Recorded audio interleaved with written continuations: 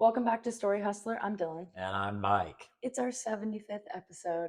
Congratulations. Thank you. Congrats to you too, buddy. Who would have thought? It is our 75th episode, and what is that? Our Diamond Jubilee. I don't know. You researched that. How exciting is that? But I want to thank you because remember when we started out on the patio. It was rough. And if you haven't seen those videos, you don't need to watch them. Don't go watch. But oftentimes we set up our ring light in the backyard, shoot on the patio, and the insects around the ring light were louder than we were. They wanted to participate. Yeah, but people have hung in there, and I just want to thank you because my contribution to the show hasn't changed a whit since we started. I just plop myself down and talk too much. But you have made it better. The technology, we've been able to do some really important. Don't blame it all on me because it was pretty bad to start. Well, yeah, but it's gotten better, and I'm grateful. And we found, let's face it, we found sort of our voice and our mission in this last couple of years with the stories that we have been working on, and it's introduced us to some extraordinary people. The women that have come forward in the Sam Bateman matter, extraordinary. The FLDS matter as a whole, even totally, and the women that we've just had on our show the last. If you haven't seen them, please go and see Victoria Cook's interview. Yes, and Faith Beislein in our previous episode. Fascinating perspectives on Sam, the FLDS, and then Dr. Christine Marie Cadis talking about her involvement in Sam and the juror. Had some really great interviews, met some extraordinary people, but we've met some villains. Oh yeah, and bad guys along the way. So there seem to be plenty of bad guys in this story. Yeah, and what's going on there? Well, to update, if you haven't heard, Sam got the max sentence. He was sentenced 50 years by Judge Brnovich, and that hearing, that was intense. We heard victim impact statements.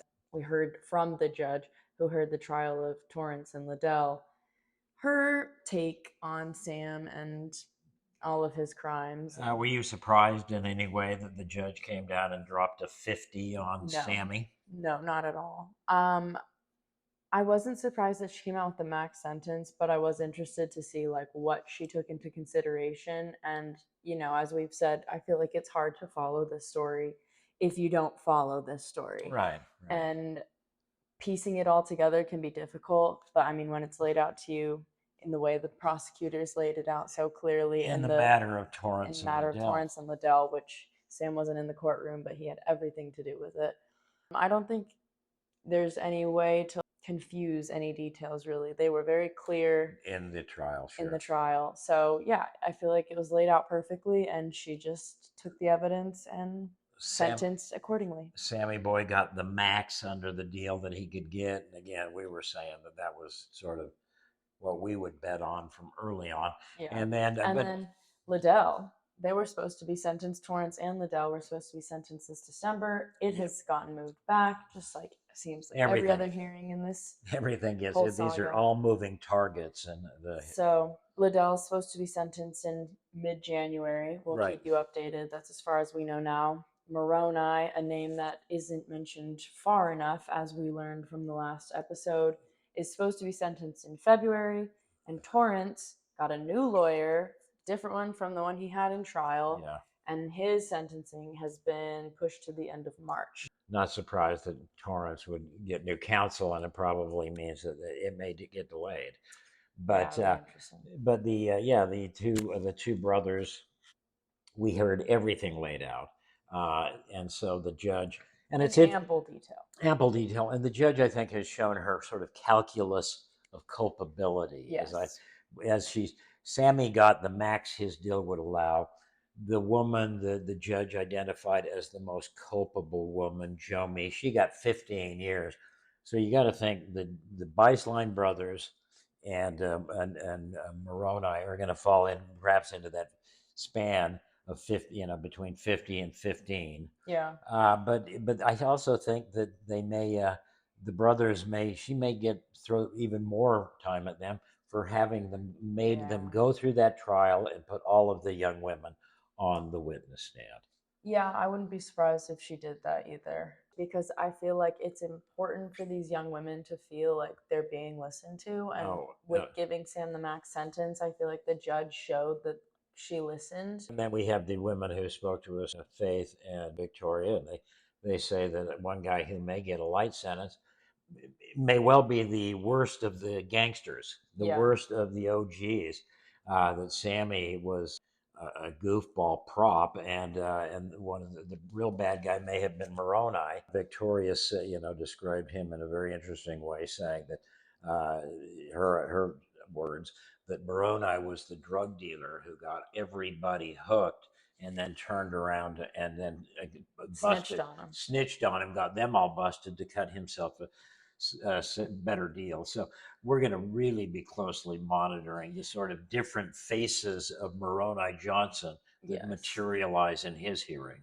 I don't even think he snitched on him. I think it was like after the FBI was tipped off and things were starting to crumble, that's when he finally was like, you know what, I'm going to wash my hands of this situation. Like, I don't Right. think he went No. really snitched based off of what we've heard. Yeah, okay, well, but this is, But yes, I again, know that I think that was her sort of analogy. No, But absolutely. I think that their contention is that this guy went and became sort of the state star witness only when it was all falling apart. Yes, that's what I'm And saying. There's nothing noble about like him going and being like, "I'm gonna put an end to this," because that's not like what yeah, happened. there ain't a lot of nobility in this story whatsoever. But In terms of the men, yeah, in terms of the men, but there's such, a lot on the women's and side. that's the thing. I'm so, you and I were both so moved by the testimony of the young women who went in there and the victims or survivors' impact statements.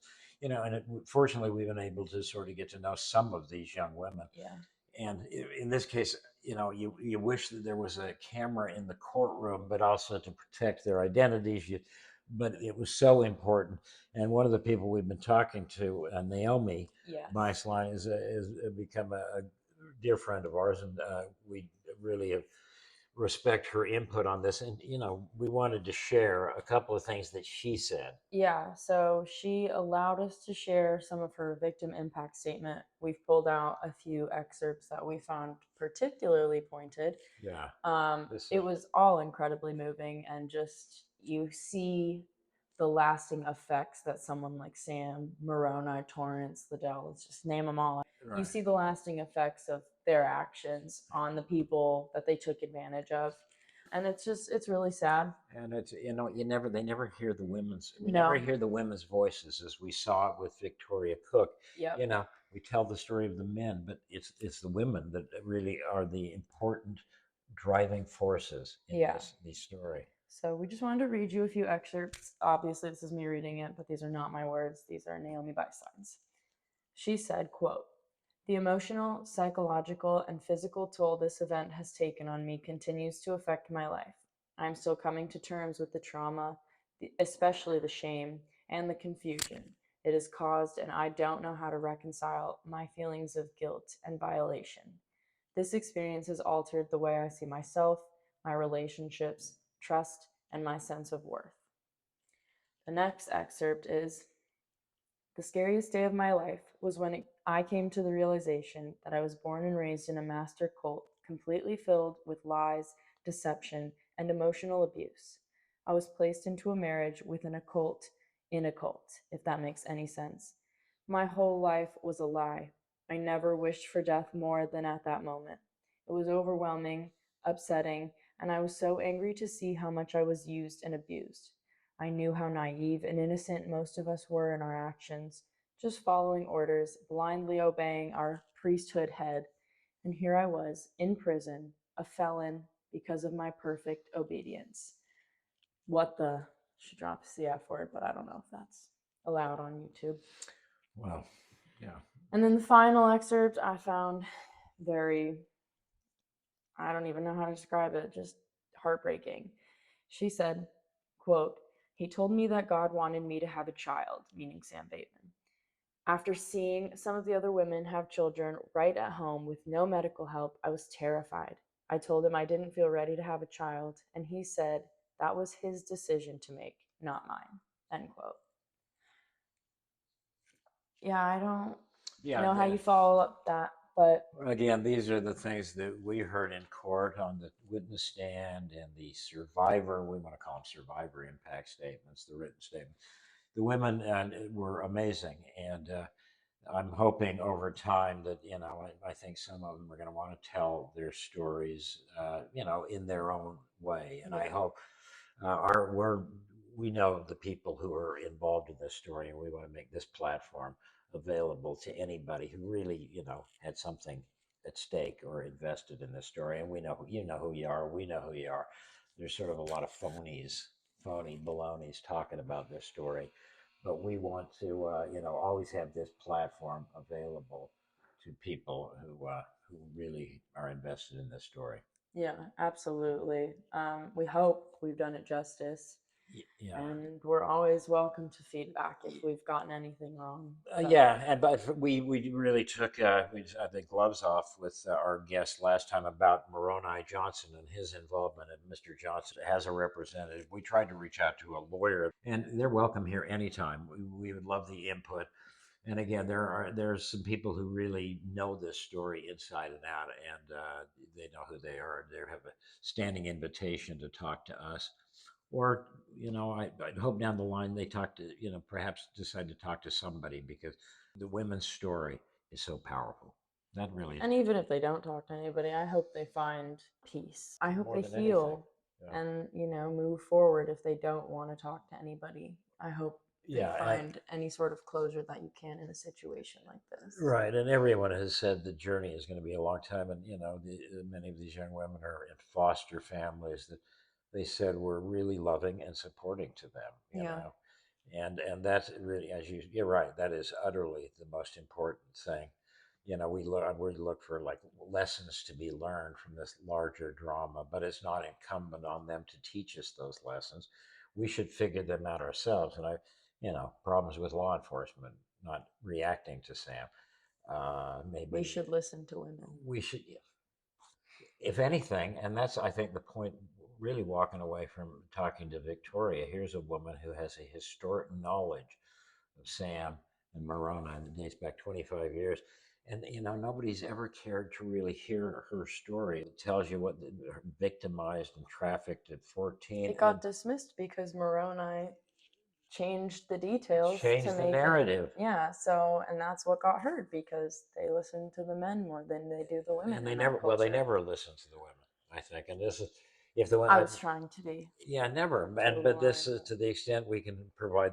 That's the point. If we can provide a platform for any of these people who, again, have some stake in this and actually know what it, and are the instruments of forces of change. Yeah, we're always.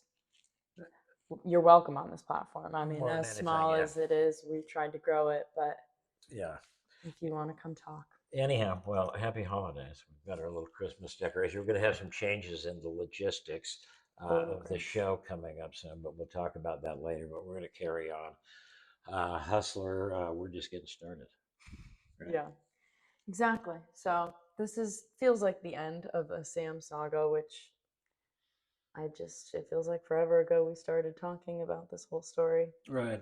Lots has changed. Good things. He has been sentenced again, 50 years, got the max. And these extraordinary young women, that some of whom we've gotten to know, and we're just impressed as hell at how wise, how strong, and how they're all have claimed their own voices and basically told Sam to. I don't know if we're allowed to do that on YouTube. I guess we'll see. Can I? Yeah, well, we'll see.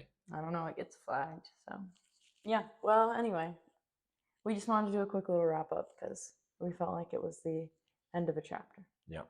So, yeah. 75 episodes. Thanks. I hope they've gotten better, but we're still working on it. That's work in progress. Your opinion. Yeah. And we'd like to hear from you. Yeah. Thank you. Anyway, signing off. I'm Dylan. I'm Mike. Good night.